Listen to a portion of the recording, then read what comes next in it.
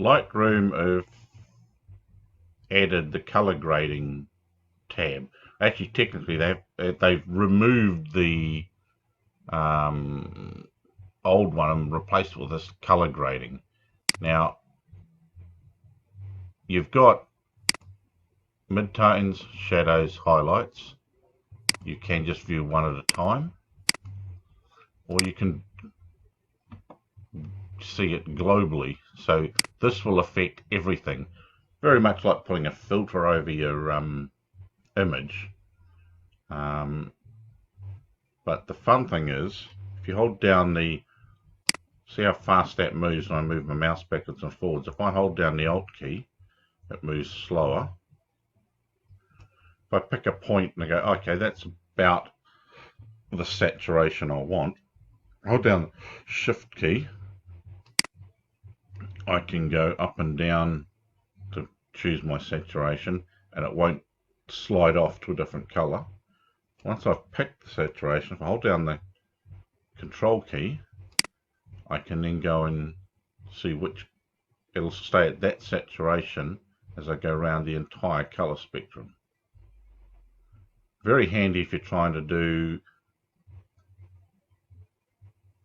a replication of an old film stock. You go, oh, that's too green. Oh, it's a bit better. Not enough color. Now we come back to about here. Of course, you can, in the case of this one here, which is the Alt key, which was slow, you can hold down the Shift key and the Alt key together, and it slows down your movement but keeps it stuck on that one color. And of course you can do that for each of the, see here it shows you what each one of these is, because you've got the midtones, highlights and shadows. You can then go along and tweak these individually if you want.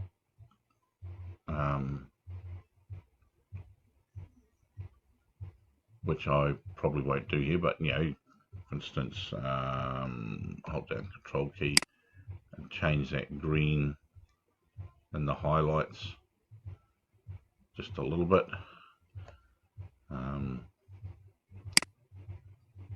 Change this red that's in the shadows.